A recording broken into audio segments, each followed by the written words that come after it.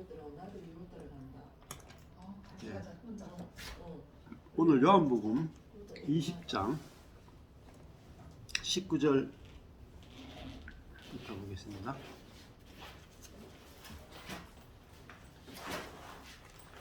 요한복음 20장 19절에 보면 이 날 곧 안식 후 첫날 저녁 때에 제자들이 유대인들을 두려워하여 모인 곳에 문을 닫았다.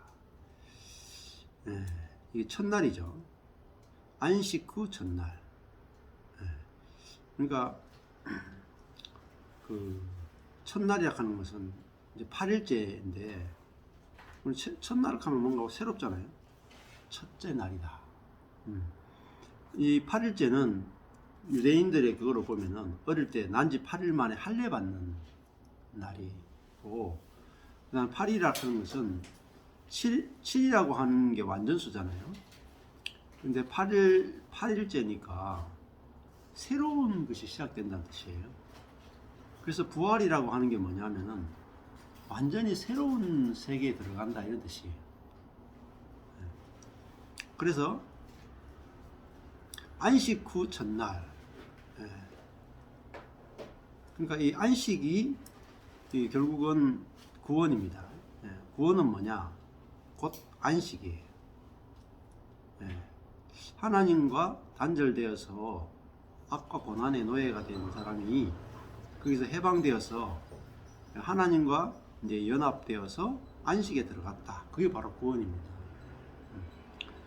그러니까 우리가 그 히브리스의 주제도 보면은 아주 안식이에요. 그럼 안식이 뭐냐면은 구약으로 보면은 가나안에 들어가는 게 안식이죠. 가나안. 그러니까 애굽에 있다가 광야에 나왔다가 가나안에 들어가면 그 젖과 꿀이 흐르는 땅이고, 가나안을 이제 안식의 땅이다 이렇게 말하죠. 광야에서는 이제 고생하다가 계속 방황하다가 가나안에 들어가면 안식이잖아요.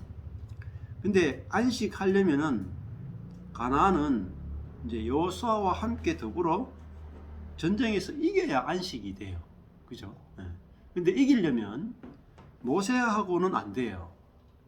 모세하고 같이 있었던 사람들은 안식에 이르지 못했어요. 근데 여호수아와 함께 갔던 세대들은 정복을 통해서 안식에 들어갔죠. 그러니까 모세는 율법을 상징하고 이제 그리스도는 복음을 상징하는 거예요. 그러니까 우리가 율법적 신앙생활은 계속 광야만 뺑뺑뺑 40년 동안 도는 걸 말해요. 그래서 모세가 아무리 탁월하게 우리에게 율법을 줬어도 율법은 결국은 우리가 안식에 못 들어가죠. 근데 그 모세의 제자인 여호수아, 곧 예수와 함께 들어가는 다음 세대들은 가나안, 세상을 정복하고 안식에 들어가고 거기서 다 땅을 유업으로 다 받게 돼요. 그래서 거기서 뭐가 되냐면 하나님의 진정한 하나님의 나라가 이루어져요. 자, 나라가 되려면 주권 하나님이 있어야 되고, 그 다음에 백성이 있어야 되고, 또 하나가 뭐겠어요? 땅이 있어야 돼요. 땅. 그러니까 왕과 그리고 백성, 그 다음에 땅. 세 가지가 다 돼야 나라가 완성이 되죠. 근데 가나안 땅에 들어가서 결국은 하나님이 왕이 되시고 이스라엘 백성이 이제 하나님의 백성이 되고 그 땅을 기업으로 얻어서 사는 것. 그게 뭐냐면 하나님의 나라이면서 곧 안식이에요. 자, 안식은 뭐로 가능하냐면은 이제 하나님이 통치해 주셔서 그들이 자아와 죄와 사단과 세상을 이겨야만 안식할 수 있어요. 그죠? 지면은 안식이 안 돼요. 그래서 그러면은 부활이다 하는 게 뭐냐면 부활은 죽음을 이겼다라는 거예요. 죽음을 이겼다. 그게 부활이거든요. 그러니까 오늘 안식 후 첫날이 결국은 부활의 날이죠. 그래서 예수님이 부활했다. 부활한 안식 후 첫날이에요. 죽음을 이긴 게 부활이잖아요. 죽음을 이겼다. 자, 그러니까 이 죽음의 종로로 타던 사람이 이제 죽음을 이긴 게 바로 부활이잖아요. 자, 그러니까 자아와 세상과 사단을 이긴 거, 그게 바로 부활이죠. 자, 그날 저녁 때에 제자들이 유대인들을 두려워하여 모인 곳에 문들을 닫았다. 자,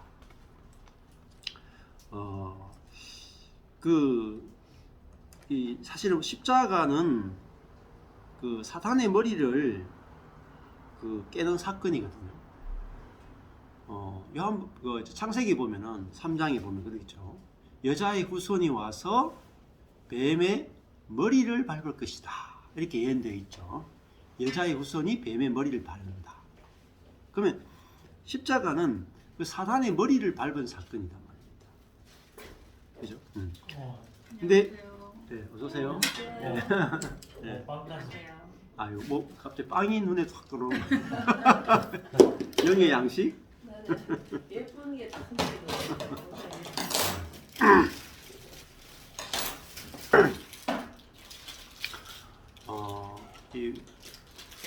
이 부활의 생명을 경험하기 위해서는 이제 하나는 그 성령의 안배죠. 안배라 하는 것은 이제 망하는 환경이 와야 됩니다. 근데 망하는 것도 뭐 이렇게 조금 망하는 정도까지 안 되고 사면초가 가요. 사면초가. 아까 전에 건강 이제 문제 생기죠. 사업 안 되죠. 자녀 안 되죠. 이게 트리오잖아요. 네. 그러니까 솟아날 구멍이 없어야 사람은 절망을 하거든요. 근데 솟아날 구멍이 있으면 그 나로 살게 되거든요. 근데 이 나로 사는 가능성이 조금만 있어도 살아나요. 죽을라 하다가 살아나고 죽을라 하다가 살아나고 팍 죽어봐야 되는데 그래서 이제 그 완전히 죽이는 환경 속에 집어넣어 주는 게 이제 그게 하나님의 은혜입니다. 정말. 네.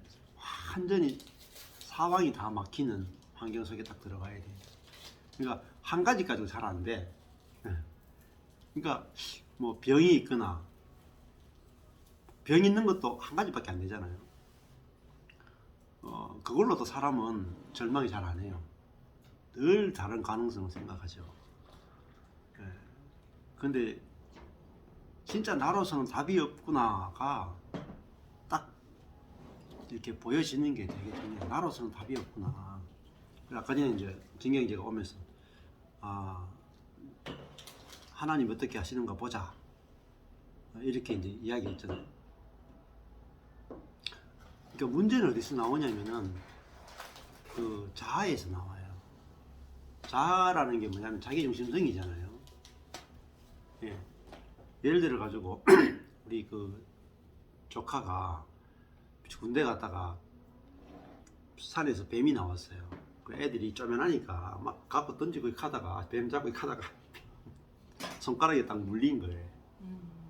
근데 그게 살모산과 독성 물리니까 이 독이 퍼지는 거예요.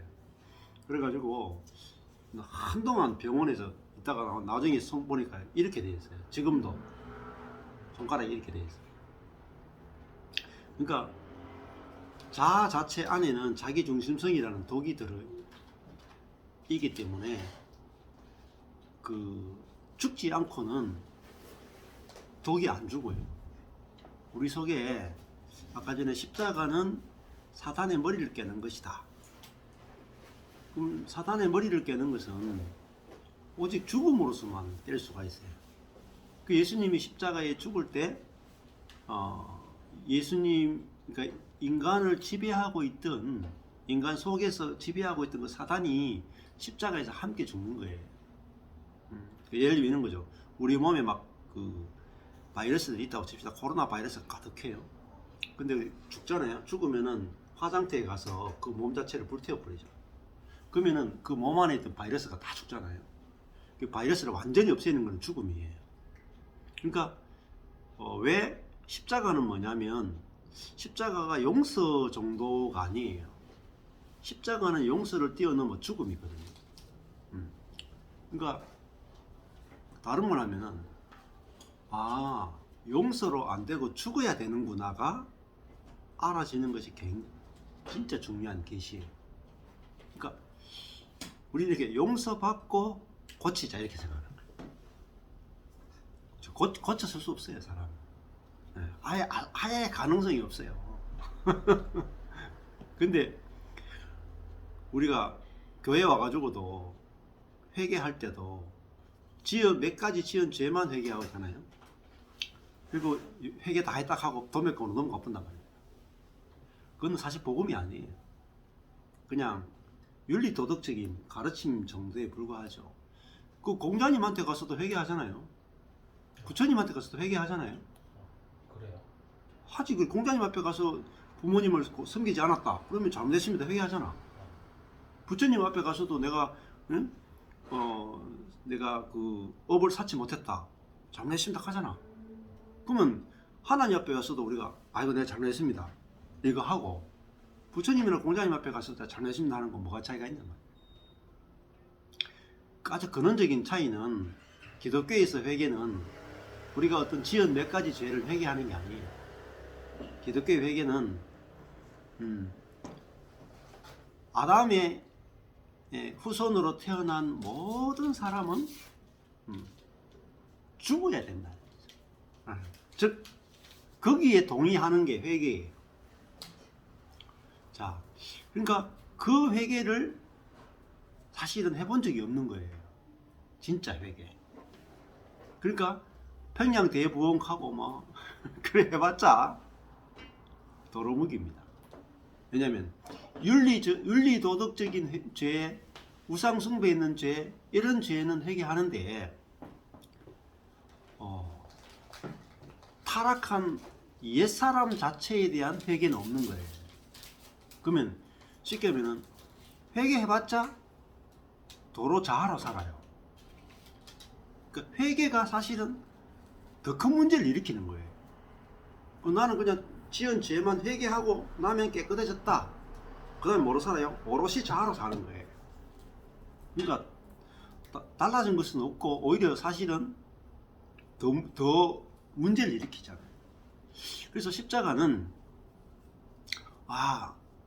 아담의 생명으로 태어난 우리 천연적인 생명은 죽어야 된다는 말은 선한 것 속에도 독이 들어있단 말입니다. 그러니까 하나님 앞에 나갈 때도 내 이 정도 선하면 되겠죠?로 나가잖아요. 또 사람 앞에 갈 때도 나는 이 정도로 괜찮은 사람이다라고 나가잖아요.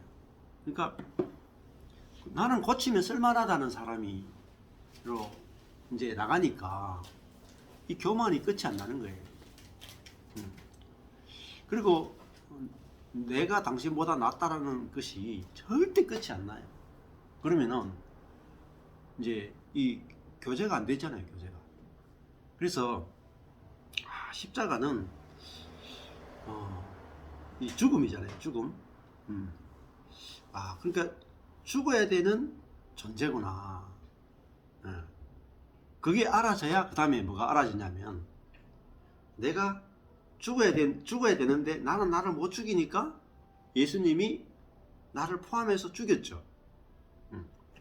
그리고 예수님이 오늘 그 부활 안에서 나를 새로운 존재로 부활시킨 거예요. 그러니까 내가 부활 생명으로 살아야 진짜 오늘 예수님 찾아오셔가지고 뭐라 하냐면은 너희에게 평강이 있을지어다 했단 말입니다. 그러니까 우리가 부활 생명으로 살지 않고는 평강이 없어요. 그게 뭐라고 하냐면 죄인은 평강이 없다 그러죠. 죄인은. 우리가 죄에 노예된 상태에서 무슨 평강이 있습니까? 안 그래요? 늘 불안하잖아요. 늘 죄책감이 들잖아요. 근데 예수님이 이 부활하신 다음에 찾아와서 3번을 말해요. 그러면은 19절에도 너희에게 평강이 있을지어다. 21절에 너희에게 평강이 있을지어다. 그렇게 말하죠. 그 다음에 26절에 보면은 예수께서 오사 가운데 서서 가라사대 너희에게 평강이 있을지어다. 그러니까 3번이나 똑같이 평강을 이야기하는 거예요. 이게 부활의 세계에서 있는 게 뭐냐? 안식이 있고 평강이 있단 말입니다.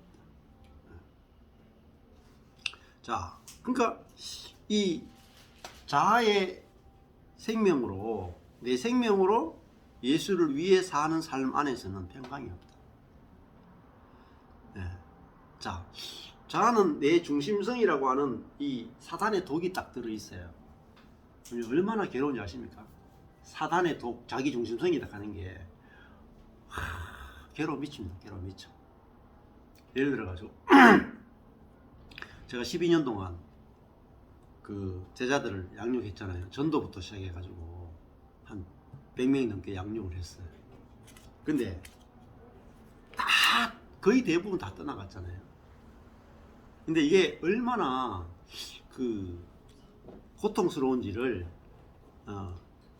우리 젊은 제자들은 전혀 몰랐거든요.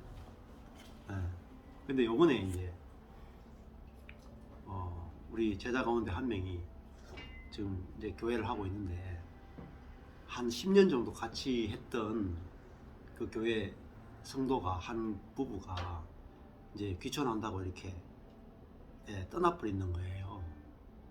그러니까 10년 동안 같이 10년 정도 같이 있던 지체가 이렇게 떠나버리니까 사모가 너무 힘든 거라. 한 부부 떠났는데 10년 동안 공을 들인 그 섬겼던 교제했던 그 지체 한 부부가 떠나는데도 너무 힘들어가지고 이번에 가니까 아내하고 자고 가니까 아내한테 뭐라고 말하냐면 보자마자 사모님 마음을 좀 이해하겠어요. 한 부부 떠났는데 한 부부.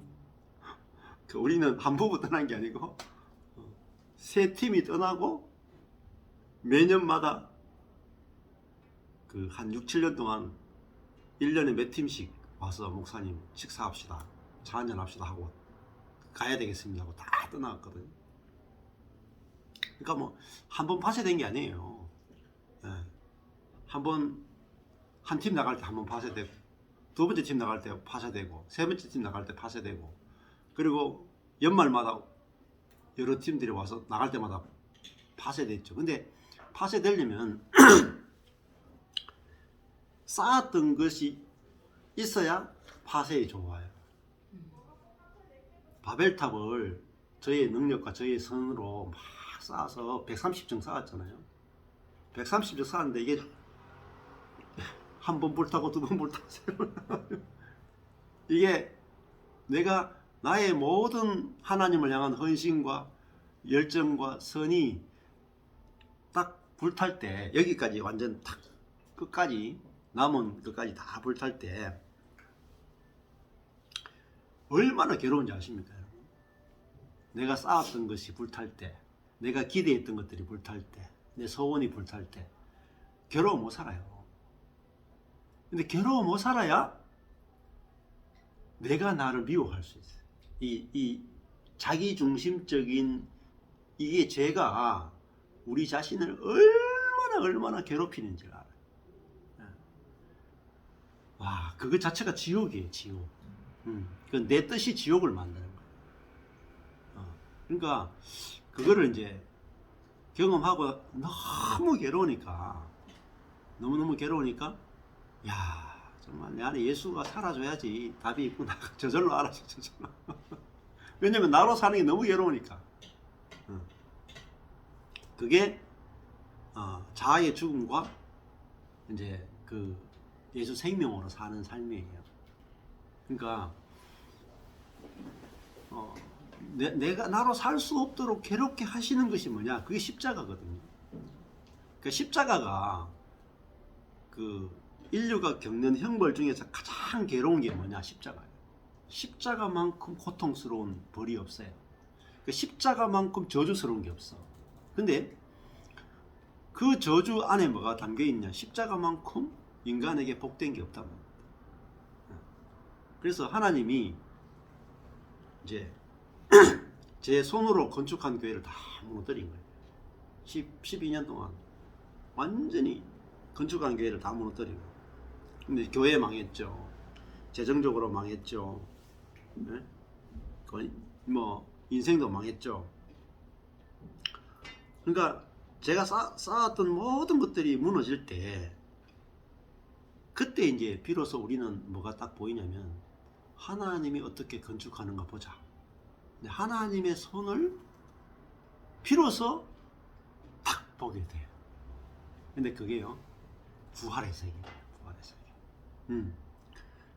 근데 부활의 세계에 들어가면요, 하나님의 손이 보인다고요. 하나님의 손. invisible hand. 보이지 않던 손이 보인단 말이에요. 왜? 기대할 땐 그것밖에 없어요.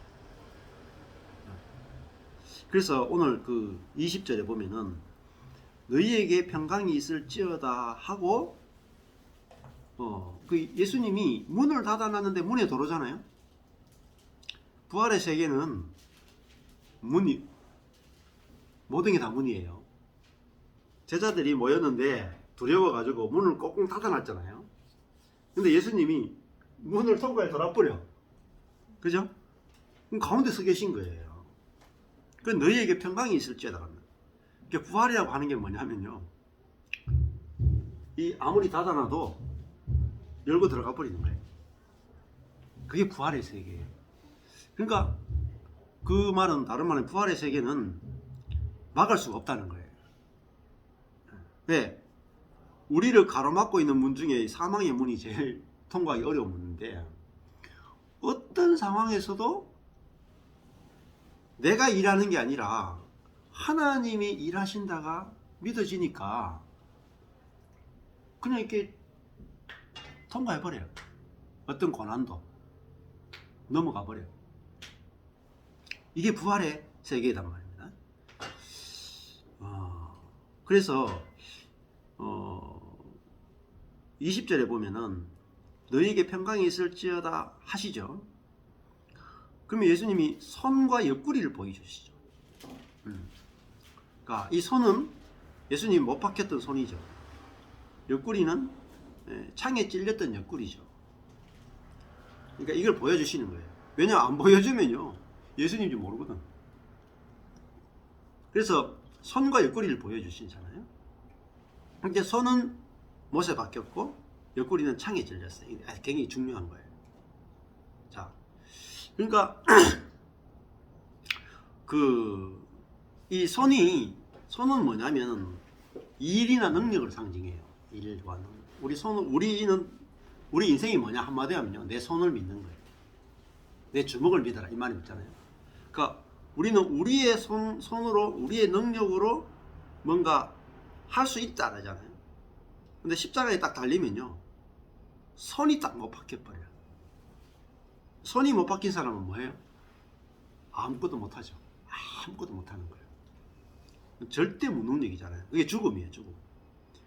근데 예수님은 손이 딱 못 박혔죠. 딱 십자가에 딱 못 박혔어. 꼼짝을 못해.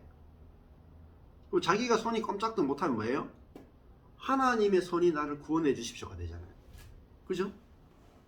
근데 내 손이 못이 딱 박혀야 하나님의 손을 보게 돼. 근데 내 손이 안 박히죠? 내가 다 해버려. 그 사업도 있잖아요. 내 손이 사업에 있어서 내 손이 딱 못 박혀야 주님의 손이 사업을 해주십시오가 돼. 공부도요, 내 손이 딱 못 박혀야 주님이 내 안에서 공부하십시오가 돼요. 가정생활도 내가 딱 못 박혀야 주님이 가정생활 구원해 주셔야 됩니다. 그러니까 먼저는 우리가 내 손이 못 박히는 게 먼저죠. 그래서 예수님의 손이 십자가에서 딱 못 박히는 거죠. 그러면 사람의 손은 못 박혔는데 이게 저주잖아요. 내가 손을 쓸 수 없단 말입니다. 내 인생에 대해서 손을 쓸 수 없는 게 십자가에 손이 못 박힌 거라.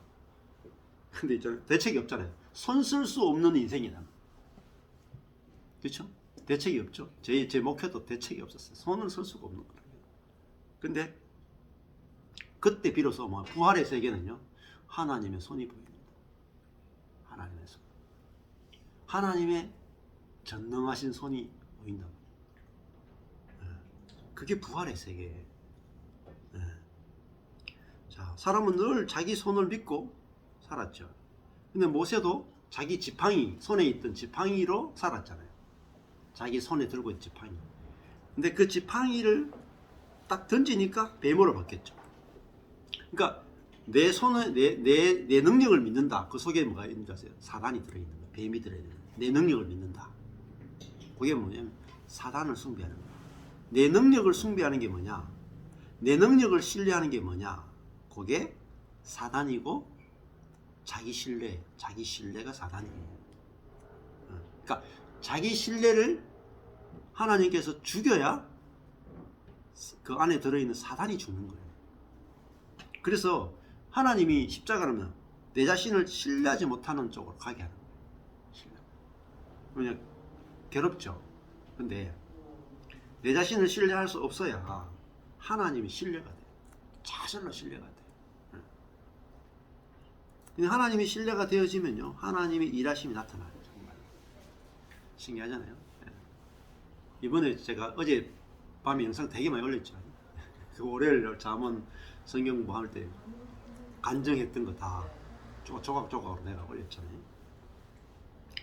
이거 뭐 뉴질랜드 그 하고 한수영 호주의 사모님 이렇게 대인 기피증이 있는 사모님의 간증을 이렇게 처음에는 마음의 평강이 왔다가 점점점 새로운 마음이 나오면서 지금 환경이 다 바뀌었다. 이거 환경이. 그러니까 손을 쓸 수 없는 환경이 있단 말이에요. 손을 쓸 수 없는 환경이 있는데 그 자리에서 복음이 들어오니까 마음이 새롭게 돼. 마음이 새롭게 되니까 하나님의 손을 의지하게 돼. 그러니까 하나님의 손이 환경을 움직이는 걸 보는 거예요. 이게 십자가와 은혜의 복음을 경험하는 거죠. 그러니까 저도 그래요. 저도 지금. 근데 하나님이 왜 처음부터 환경을 안 바꾸느냐? 처음부터 환경을 바꾸면요, 우리 마음이 전혀 새 마음을 안 바뀌어요. 그래서 신약은요, 감당할 수 없는 환경을 먼저 만나게 하는 거예요.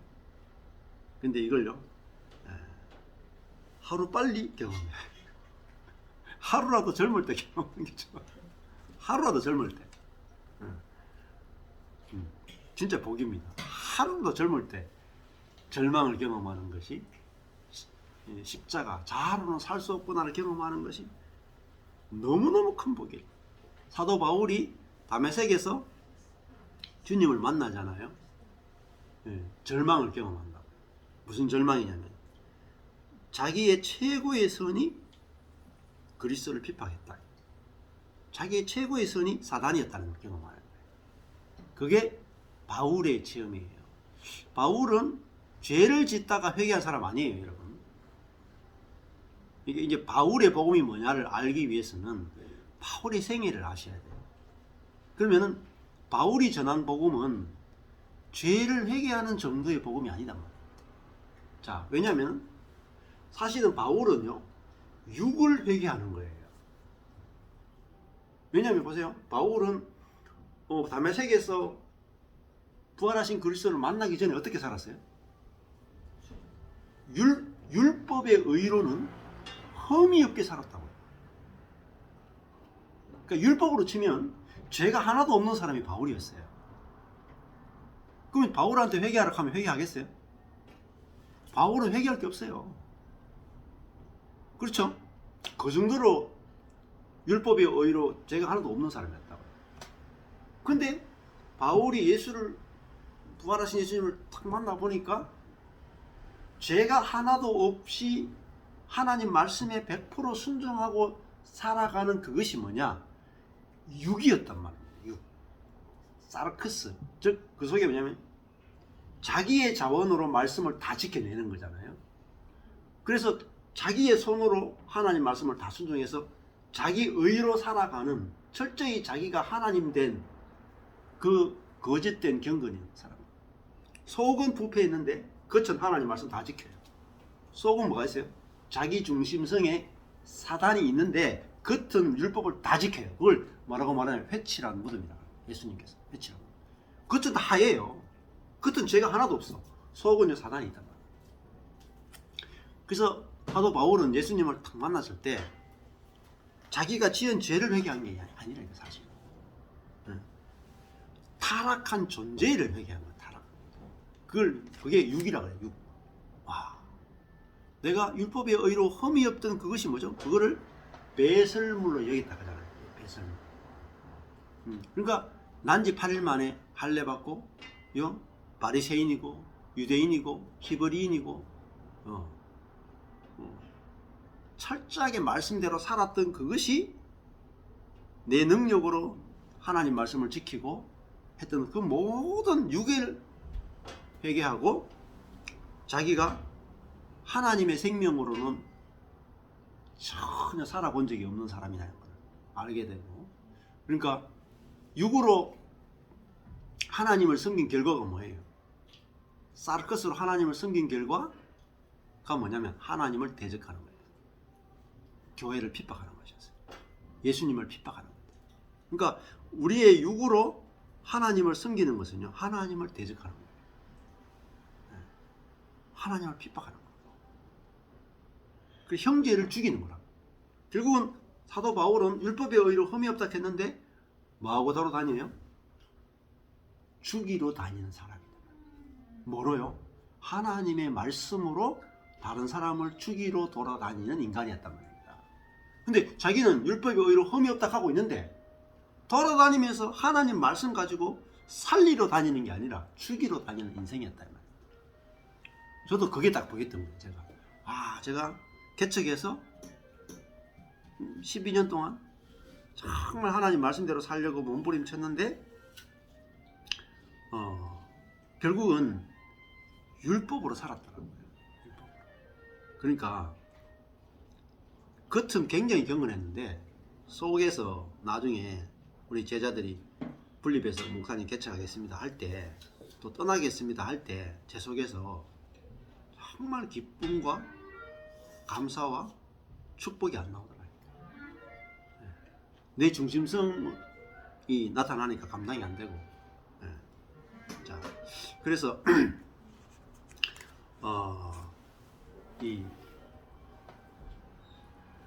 하나님이 어떻게 하시는가 지켜보자. 이게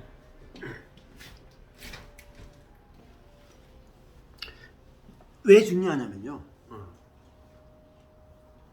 내가 안 움직이면요 내 몸 안에 사람도 못 움직여요. 내가 움직이잖아요, 사단도 움직이는 겁니다. 그래서 예수님의 손이 다 못 박혀가 아무것도 못하니까 사단도 십자가에 못 박혀서 아무것도 못하는 거예요. 그리고 하나님의 손이 전적으로 움직일 수 있는 거예요. 이게 아주 놀라운 세계죠. 너무너무 신기한 세계예요, 부활의 세계는. 그러니까 부활은 이런 거지. 예수님이 죽었잖아요. 장사 지내 무덤에 딱 있는데 예수님 자신에게서는 아무것도 없죠. 죽었으니까. 하나님 쪽에서 일방적으로 찾아와서 부활시켜 버리잖아요. 그러니까 자기 속에서 나온 게 아니고 밖에서 와서 하나님이 부활시켜 버린다. 이게 부활이에요. 그럼 생각해 보세요. 부활을 알아야 진짜 이게 신앙생활의 재미예요. 비밀이고. 그러면은 나는 내 인생에 대해서, 교회에 대해서, 목회에 대해서 죽어 있으면 돼. 무덤에 있으면 돼요. 세마포로 빙빙 둘러가지고 아무것도 못 하잖아요. 사업에 대해서, 자녀 양육에 대해서, 교회에 대해서 뭐가 오는 걸 하나도 못해. 그냥 무덤에 누워 있어요. 내가 하나도 못하면 주님이 100% 일하시는 걸 볼 수 있어요. 그게 부활의 세계. 그래서 예수님은 장사 지낸 바 되었는데 하나님의 성령이 와서 예수를 부활시켜 내버려요. 이걸 다른 말로 하면요, 창조라 그래요. 창조. 부활은 새 창조예요. 새 창조. 그러니까 무에서 유를 창조하는 거예요. 이게 정말 재밌는 세계예요. 이걸 100% 은혜의 세계란 말이에요. 근데 그리스도인들이 왜 자꾸 염려하고 걱정하고 자꾸 자기를 보냐면은, 아니 시체 가지고 뭐 죽어서 무덤에 장사 지낸 시체 가지고 뭐 고치고 뭐 말고 할 게 뭐 있어요? 예. 죽었다. 그리스도와 함께 죽었다. 뭐 시체란 말이야. 그러면 내가 뭐 할 게 하나도 없는 거예요. 하나도. 주님 쪽에서 와서 나를 부활시켜내는 것밖에 없지 내가 뭐 하는 게 없다니까요. 이게 부활의 세계예요. 그게 이제 하나님의 손이죠. 자, 그 다음에 이게 손이고 그 다음에 옆구리죠. 옆구리. 예수님이 손만 보여준 게 아니고 옆구리를 보여줬단 말이에요. 옆구리는 뭐에 찔렸어요? 마지막에 죽었는지 안 죽었는지를 확인하기 위해서 옆구리에 창으로 탁 찔렀잖아요. 그랬더니 옆구리에서 뭐가 나오냐? 물과 피가 나오는 거예요. 그러니까 죽으면 뭐가 나오냐면 그 안에 물이 나온단 말입니다. 죽어 있으니까 그 속에서 막 생수가 나오는 거예요. 생수가. 그러니까 죽음이 절망이 나쁜 게 아니에요. 내가 끝났는 곳에서 내 가능성과 나의 모든 것이 끝났는 곳에서 내 속에서 뭐 생수가 터져 나온다니까요. 근데 무섭죠. 내가 죽는 게 무서워. 왜 그러냐면 내 안에 생수가 있는 걸 모르니까 일단 망하면 어떡하지? 네? 이거 안 되면 어떡하지? 요거 무서워 가지고 자꾸 내가 일어나 가지고 뭐 해보는 거예요. 손을 대보는 거야. 근데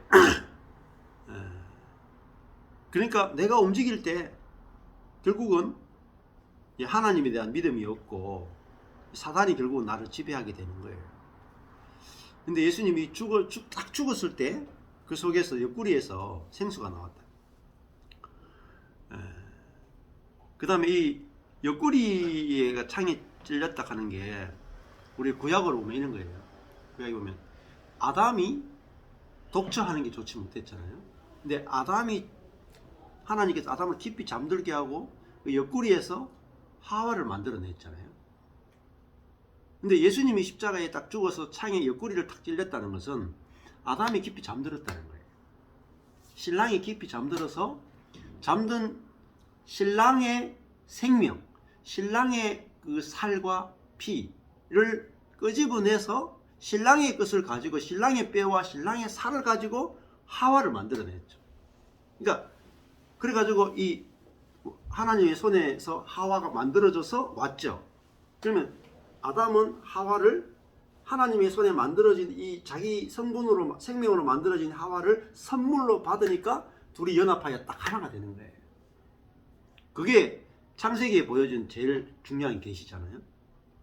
그러니까 예수님이 딱 죽으니까 옆구리를 창으로 찔려가지고 예수님의 물과 피를 가지고 뭘 만드냐면은 새로운 피조물, 새로운 교회를 만드는 거예요. 이게 새 이스라엘을 만든 거예요. 뭐로 만들었어요? 예수님의 것을 가지고 만드는 거예요. 예수님의 생명을 가지고 교회를 만들어 버린 거예요. 그게 누구냐? 우리란 말입니다. 그러니까 그 아담이 하와를 볼 때 뭐라 그랬어요? 이는 내 뼈 중에 뼈요, 내 살 중에 살이다. 이렇게 말했죠. 자, 그러니까 이 아담과 하와가 딱 만났는데 너무나 같은 생명이니까 하나로 딱 연합하기 좋았잖아요. 그것처럼 예수님이 왜 옆구리를 찔려서 거기서 물과 피가 나왔느냐면은 교회를 만들어내기 위해서요. 교회. 그래서 교회는 어디서 탄생하느냐면 예수님 옆구리에서 탄생하는 거예요. 옆구리에서. 자, 그래서 그 남편이 하나님께서 아담을 깊이 잠들게 한 다음에 하와를 만들어내잖아요. 그러니까 우리도 십자가는 깊이 잠드는 거예요. 깊이 잠들어. 근데 나는 깊이 잠들어 있는데 하나님의 손에 의해서 하와가 만들어져 오잖아요. 그 말은 목사가 하나님의 손에 잠들어 있으면 잠들어 있다는 말은 죽은 거죠. 네? 죽음도 내가 잠드는 게 아니에요. 하나님이 아담을 잠재우시잖아요. 마찬가지로 우리도 하나님의 손에 의해서 내가 죽고 깊이 잠들어 있으면 하나님이 내 속에서 생명이 흐르게 해가지고 그것으로 뭘 만들어요? 교회를 만든다. 교회를 딱 만들어가지고 선물로 딱 가져오시는 거예요. 그러면 이 교회는 나와 연합하기에 딱 좋은 신부로서의 교회를 선물로 받는 거예요. 그 뭐만 하나님의 손에 잠들어 있으면 돼. 네. 근데 내가 뭐 잠들어야지 이렇게 잠 안 들어요. 병원에 가서 있잖아요. 수술을 받는데 자기가 스스로 잠드는 사람이 있습니까? 없잖아요. 마취과 의사가 와서 마취 주사를 탁 놔야 잠이 들잖아요. 그것처럼 우리도 우리 자아가 언제 죽음에 들어가느냐, 잠이 들으냐, 하나님의 손에 의해서 잠드는 거예요. 하나님의 손에 의해서 파쇄돼서 내가 아무것도 할 수 없고 그냥 이렇게 하나님이 어떻게 하시는가 보자 하고 딱 죽어 있는 거예요. 그래서 저도 어쩔 수 없이 하나님의 손에 의해서 잠들게 됐어요. 어쩔 수 없이, 손댈 수 없이 그냥 죽어 있었죠. 그러니까 하나님이 저와 똑같은 교회, 똑같은 형제자매들을 창조해서 만드시는 거예요. 그리고 선물로 이렇게 주시는 거란 말입니다. 그러니까 우리도 그 배우자도 있잖아요. 우리는 배우자가 안 바뀐다고 계속 불평불만하잖아요. 저 인간 언제 바뀌나? 언제 바뀌나? 절대 안 바뀝니다. 내가 하나님의 손에 의해서 깊이 잠들어 있으면 잠든 그 사람을 가지고 죽은 그 사람을 가지고 죽은 사람을 만들어서 온단 말이에요. 그러니까 이게 진짜 신비로운 것이고 비밀스러운 거예요. 그러니까 복음은 알면 알수록 다 신비로운 거예요. 지금 목욕 지금 오늘 성경부잖아요. 이 성경부가 지금 코로나 이전부터 해가지고 중간에 뭐 코로나 때문에 좀 쉬었지만은 지금 수년 동안 이어지잖아요. 근데 제가 이게 손은 안 댔거든요. 근데 계속 이어지잖아요. 그거는 이 자아가 가장 힘드는 게 뭐냐면 잠들어 있는 거예요. 잠들어 있는 게 뭐냐? 죽음이죠. 죽음이 뭐예요? 안식이에요. 이렇게 하나님께서 자아로는 안 되는구나 할 때 우리는 보여줄 때 자아는 잠들어 있는 거예요. 그러니까 사실은 뭐 꿈쩍거리니까 일이 안 돼요. 가만히 있을 수 있는 사람이 있으면, 하나님에 대한 믿음으로 가만히 있을 수 있는 사람이 있으면 막 일이 이루어져요. 자, 그래서 저도 아내하고도 이렇게, 저도 아내랑 정말 자절구레한 싸움들을 정말 많이 하고 살았거든요. 왜 많이 싸웠겠어요? 아내에 대해서 잠이 안 드는 거라. 매 꼼짝을 저 인간 저거 손으로 좀 이렇게 꼼짝거려 가지고 내가 원하는 모양으로, 내가 뭐냐면은 토기장이가 돼 가지고 저 아내를 좀 꼼짝꼼짝거려 가지고 내가 원하는 걸 좀 만들어 보겠다고 아무리 꼼짝거려봤자 반대로 아내도 토기장이가 돼가 저를 만질 그 세계가 끝이 안 나더라. 근데